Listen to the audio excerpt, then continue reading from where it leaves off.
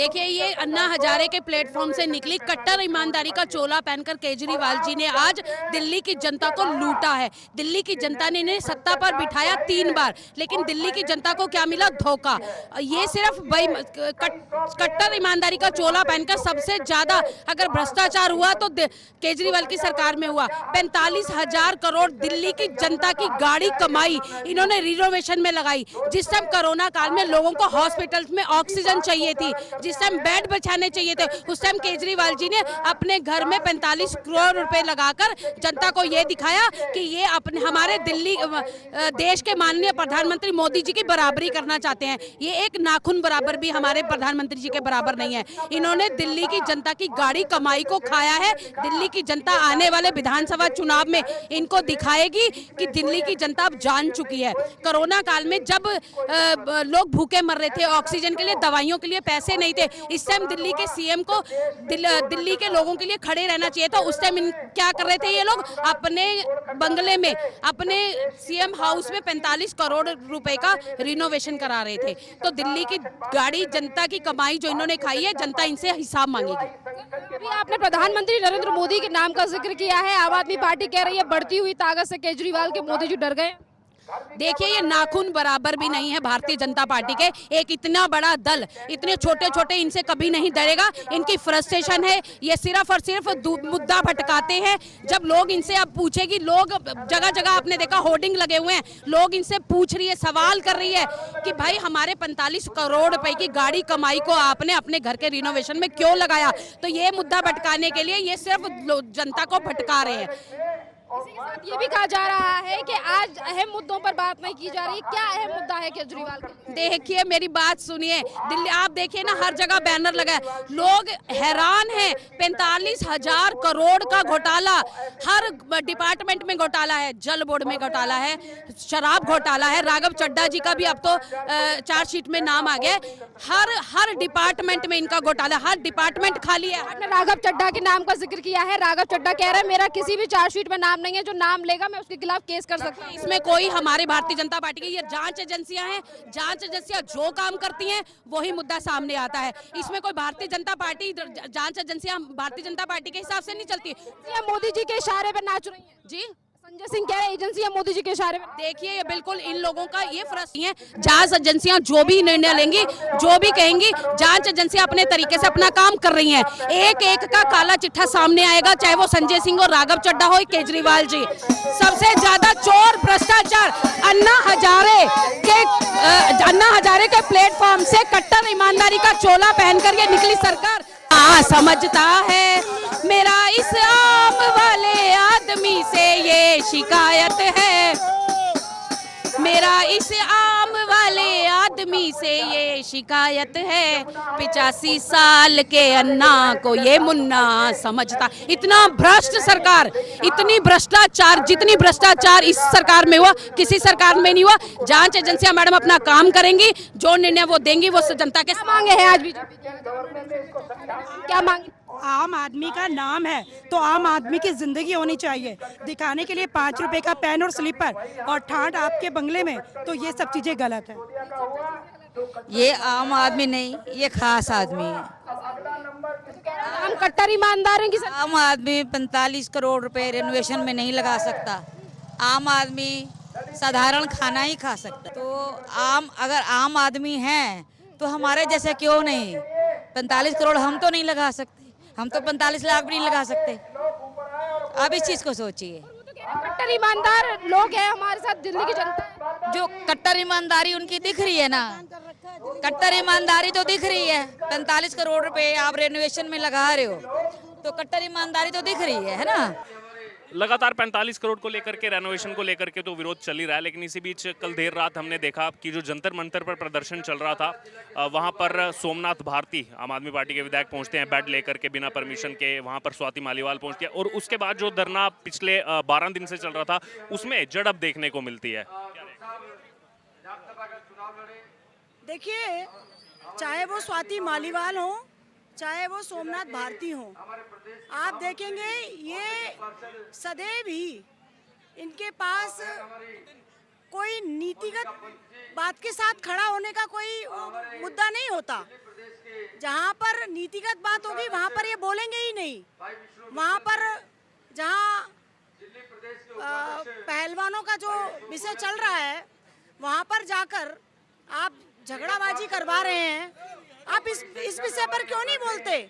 45 करोड़ का जो विषय है, आपके मुख्यमंत्री जब सत्ता में आए थे, आपकी पार्टी जब सत्ता में आई थी, तब क्या क्या वादे लेकर आई थी कि वीआईपी कल्चर खत्म करेंगे। तब आप शीला दीक्षित जी के लिए बोलते थे कि उनके घर में 12-12 एसी लगे हैं, और आज आप क्या कर रहे हैं?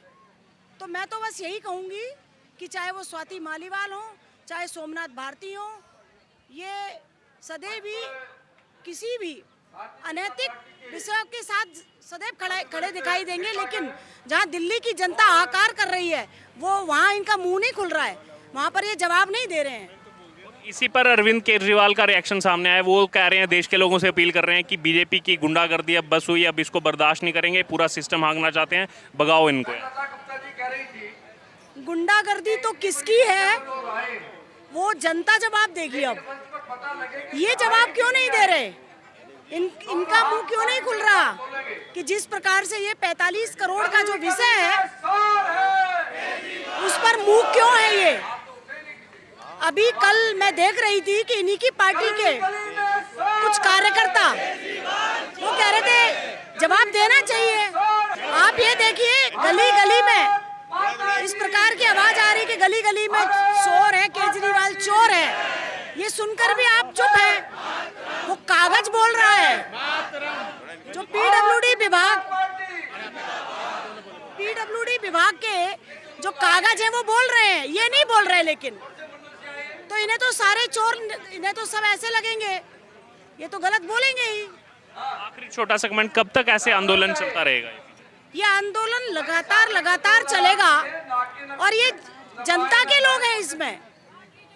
आप देखेंगे अभी झुग्गियों से लोग आ रहे हैं ये बताने के लिए कि लूट लिया इन्होंने, दिल्ली को लूट लिया। ये धरना हमारा लगातार चलेगा। आज हम सब ये कोई पार्टी का एक वो प्लेटफॉर्म जरूर है, पर सभी कुछ इसमें ऐसे लोग भी हैं जो जनता है, जो त्रस्त है इससे। जब तुम तो 45 करोड़ के शीश महल में रखे, क्या उन्होंने इसने बुजुर्गों का ध्यान किया जो पेंशन ना आने के कारण परेशान है? एमसीडी से पेंशन ले ली गई और दिल्ली सरकार पेंशन लागू।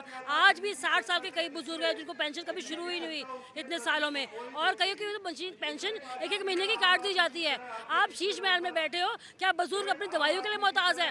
कहते हैं जी हम तो उनको यात्राएं करवा रहे हैं, एक हफ्ता यात्रा करा के ले आओगे, उसके बाद वो 24 दिन 25 दिन 11 महीने कहाँ से खाना खाएंगे? उनका ध्यान रखना चाहिए था। बुजुर्गों का ध्यान करते अपना। दिल्ली का मालिक कहते थे ना कि दिल्ली का बेटा हूँ, तो बेटा बन के मालिक बता था, दिल्ली का पहले तो दिल्ली का बेटा कहता था ना, अब मालिक बन गया है। वो तो उसकी नीति में था, पर पहले तो बेटा कहता था, वो सरासर झूठा था, झूठा इंसान है ये। देखिए, हम आम एक पार्टी का यहाँ जरूर है बैनर, लेकिन इसमें सारी जनता, आम व्यक्ति, आम महिला, सबसे सोचने वाली बात है कि वो शीश महल में रह रहा है। जब अन्ना जी का आंदोलन हुआ था उसमें हम जैसे भी लोग जुड़े थे, किरण बेदी भी जुड़ी थी। जब वो बना था उसने कहा था कि मैं एक पैसा नहीं लूंगा, ठीक है, ना गाड़ी लूंगा ना बंगला लूंगा। वो बातें तो छोड़िए, हाल ही में अभी कोरोना हुआ, कितने लोग मासूम मारे गए, लोग खाने के लिए त्राही कर रहे थे, तब वो रेनोवेशन करा रहे हैं, अपने घर का रेनोवेट करा रहे हैं। अगर चलो नया लेता बंदा मानता है कि रजिस्ट्री करानी है, टूट गया, उसे शर्म नहीं आई है। आप 45 लाख के 6-6 लाख के पर्दे, स्विमिंग पूल बनवा रहे हो घरों में। कम से कम सड़क पे निकल कर देखो जिन्हें एक वक्त की रोटी नहीं मिल रही है, और आप इतने शीश महल में आराम से रह रहे हो, कह रहे हो कि मैं लूंगा नहीं। ऐसा बेटा किस काम का? माँ को क्या भूखा रखेगा केजरीवाल? अगर केजरीवाल है वो अपनी माँ को भूखा रखेगा, क्योंकि हम महिला हैं, हम घर में जाते हैं और घर परिवार को चलाते हैं। जिन महिलाओं को विडो पेंशन नहीं मिलती, पेंशन बंद है, जिनके बच्चे पढ़ नहीं पा रहे हैं बेटियां, क्या ये सही है? एक पार्टी के उससे हम यहाँ नहीं बैठे हैं, हम पूरे देश की बात कर रहे हैं, और वो भी देश का बेटा कहता है, और वो बेटा ऐसा बेटा निकम्मा, शर्म आनी चाहिए, शर्म। बस मैं इतना ही कहूँगी, ज़्यादा कुछ नहीं कहूँगी। तो कट्टर ईमानदार बता रहे हैं आप? तो आप देख रहे हैं ना उसकी ईमानदारी। आगे नतीजा सामने आ जाएगा। कट्टर ईमानदार वो अपने आप को बता रहा है, तो ईमानदारी ऐसी है कि ईमानदारी करो और जेब में रख लो, तो सामने तो आता है ना, चोर चोरी करता है, कितनी चोरी कर ले लेकिन छुपती नहीं है। तो वही वाला हिसाब हुआ, उसने चोरी करी लेकिन छुपी नहीं, जनता के सामने आ गई और आगे भी आएगी। और भी देख लेना आप आने वाले उसमें, ईमानदारी तो कहीं नहीं रही। आम आदमी पार्टी तो लगातार कह रही है कि छत टपक रही थी, 80 साल पुराना घर है, इसीलिए रेनोवेशन। देखिए, केजरीवाल जी भोली भाली सी सूरत बनाकर आए और हम जो सब भाजपा के कार्यकर्ता बैठे हैं, ये सिर्फ भाजपा के कार्यकर्ता ही नहीं बैठे, पूरी दिल्ली के लोगों की आवाज़ है ये। वो भोली भाली सूरत बनाकर आए और कब वो आम से खास हो गए, उसके सफ़रनामे की बात हम बता रहे हैं कि कहाँ वो 4-5 कमरों के घर में रहने वाले आज 45 करोड़ के बंगले में रह रहे हैं। जो बंगले की जगह थी 453 मीटर्स, वो उन्होंने 1212 मीटर के उसको बना लिया और वो लॉन बना दिया उन्होंने जो पहले घर था, और पीछे उन्होंने अपना महल बना लिया है। तो उसी के विरोध में हम लोग प्रदर्शन करने आए हैं।